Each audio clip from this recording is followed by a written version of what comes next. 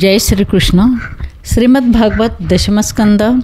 विषय तीर्थयात्रेसाठी आलेल्या गोपगोपींची श्रीकृष्ण बलरामाशी भेट. श्री शुकाचार्य म्हणतात, एकदा श्रीकृष्ण आणि बलराम द्वारकेत निवास करीत असताना खग्रास सूर्यग्रहण लागले.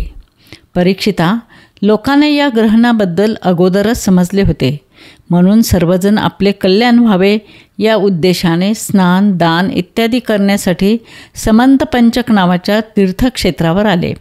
जेथे शस्त्र धारण करणाऱ्यामध्ये श्रेष्ठ अशा परशुरामांनी सगळी पृथ्वी क्षत्रियहीन करून राज्याच्या रक्ताचे मोठे मोठे डोह बनवले होते, तेच हे क्षेत्र. जसा एखादा मनुष्य आपले पाप नाहीसे करण्यासाठी प्रायश्चित्त घेतो, त्याचप्रमाणे सर्वशक्तिमान भगवान परशुरामाने स्वतःशी पापकर्माचा काहीही संबंध नसताना लोकांना सदाचाराचे शिक्षण देण्यासाठी तेथे यज्ञ केला होता. परीक्षिता, या महान तीर्थक्षेत्रासाठी भारतवर्षाच्या सर्व प्रांतातील जनता कुरुक्षेत्रे आली होती. त्यामध्ये अक्रूर, वसुदेव इत्यादी वृष्णी, तसेच गत, प्रद्युम्न, सांब इत्यादी यादवसुद्धा आपल्या पापाचा नाश करण्यासाठी तेथे आले होते. अनिरुद्ध आणि सेनापती कृतवर्मा हे दोघे जण सुचंद्र, सारण आणि शुक इत्यादीसह नगराचे रक्षण करण्यासाठी म्हणून द्वारकेतच राहिले होते. यादवांनी सोन्याचे गळ्यात हार, बहुमोल वस्त्रे, कवच धारण करून आपल्या पत्न्यासह रथात बसून आले होते.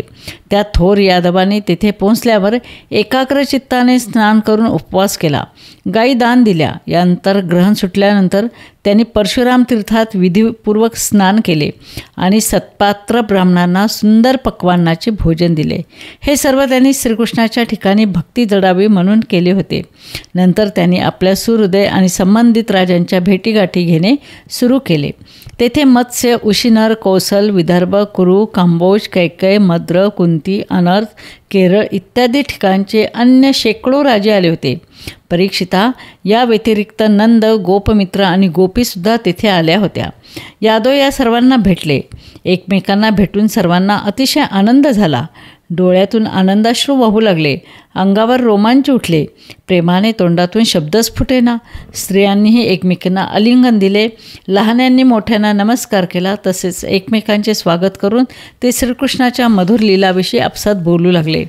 कुंती आपले भाऊ बहिणी, त्यांची मुले, माता पिता, भावजया आणि श्रीकृष्णांना भेटून आपली दुःख विसरली होती. कुंती वसुदेवांना म्हणाली, दादा, मी स्वतःला फार दुर्दैवी समजते, कारण आपल्यासारखे भाऊ असताना त्यांना आपत्तीच्या वेळी माझी आठवण आली नाही का रे? वसुदेव म्हणाले, ताई, आम्हाला दोष देऊ नको. सगळेजण देवाच्या हातातील खेळणे आहे. कंसाच्या छळामुळे आम्ही देशोधडीला लागलो होतो. थोड्याच दिवसापूर्वी सुदैवाने पुन्हा आम्ही आमच्या जागी आलो. श्री शुक म्हणतात, तेथे आलेल्या राजांचा वसुदेव, उग्रसेन इत्यादी यादवाने सत्कार केला. श्रीकृष्णाच्या दर्शनाने त्यांना परमानंद झाला. परीक्षिता, भीष्म, द्रोणाचार्य, धृतराष्ट्र, गांधारी, पांडव पत्न्यासह कुंती, विदुर, कृपाचार्य, कुंती भोज, विराट, सृजय, भीष्मक, द्रुपद, शल्य, नग्नजित, पुरुजित, कशिराज, दमघोष, विशालाक्ष, मिथिला नरेश, भद्र नरेश, कैकेय नरेश, युधामन्यू, सुशर्मा, बाल्लिक आणि युधिष्ठिरांचे अनुयायी, अन्य राजे, राण्यासह भगवान श्रीकृष्णाच्या लक्ष्मीचे निवासस्थान असलेला श्रीविग्रह पाहून अत्यंत आश्चर्यचकित झाले. ते मोठ्या आनंदाने श्रीकृष्ण, बलराम आणि त्यांचे स्वजन असणाऱ्या यादवांची प्रशंसा करू लागले. ते म्हणाले, हे भोजराजा, या जगतामध्ये मनुष्यमात्रात तुमचे जीवन धन्य आहे, कारण योग्यांनाही दुर्लभ असे श्रीकृष्ण दर्शन तुम्हाला नेहमीच होत असते. ज्यांची कीर्ती वेदांनी गायली आहे, गंगाजल त्यांचे चरणतीर्थ आहे, ज्यांची वाणी म्हणजे वेद या जगाला अत्यंत पवित्र करत आहे, त्या श्रीकृष्णाशी तुमचा कौटुंबिक आणि गोत्रसंबंध आहे.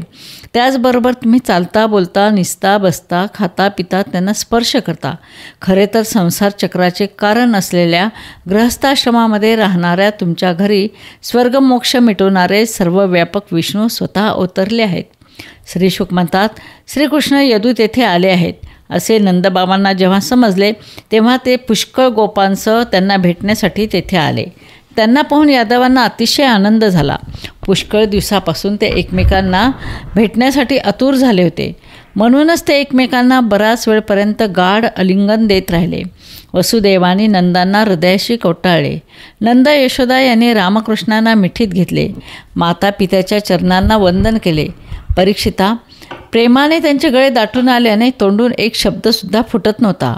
रोहिणी आणि देवकी या दोघीजणी व्रजरानी यशोदेला आलिंगन दिले. त्यांच्याशी यशोदेने जे मैत्रीपूर्ण वर्तन केले होते त्याची आठवण होऊन त्या दोघींचे गळे दाटून आले. त्या म्हणाल्या, अगं यशोदे, आमच्याशी तू जी अतूट मैत्री आहे तिच्याबद्दल इंद्राचे ऐश्वर्य देऊनही आम्ही कधी परतफेड करू शकणार नाही. श्री शुक म्हणतात, परमप्रियतम श्रीकृष्ण फार दिवसांनी दिसल्यामुळे त्यांना पाहताच जेव्हा गोपींच्या पापण्याची उघडझाप होई तेव्हा त्या पापण्या निर्माण करणाऱ्यालाच त्या शिव्या शाप देऊ लागल्या. डोळ्यामधून त्यांनी प्रियतमाला हृदयात नेऊन गाढ आलिंगन दिले आणि त्या तन्मय होऊन गेल्या. श्रीकृष्णांनी त्यांची ही स्थिती पाहून एकांतात त्यांच्याजवळ गेले. नंतर त्यांना आलिंगन देऊन खुशाली विचारून हसत हसत त्याला म्हणाले, सख्यांनो, आम्ही बांधवाचे काम करण्यासाठी म्हणून व्रजाबाहेर गेलो. तेथे शत्रूचा नाश करण्यास पुष्कळ दिवस निघून गेले. तुम्हाला आमची कधी आठवण येत होती का? मी कृतज्ञ आहे अशी शंका मनात येऊन वेडेवाकडे विचार तर आले नाही ना?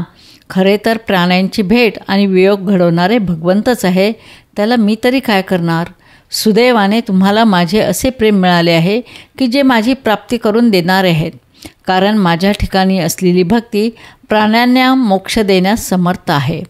गोपींनो, ज्याप्रमाणे भौतिक पदार्थाच्या आधी, मध्ये आणि शेवटी आणि आत बाहेर त्यांना कारणीभूत असणारी पृथ्वी, पाणी, अग्नी, वायू, आकाश ही पंचमहाभूते असतात, त्याचप्रमाणे सर्व पदार्थांच्या आधी, मध्ये, शेवटी, आत बाहेर फक्त मीच असतो.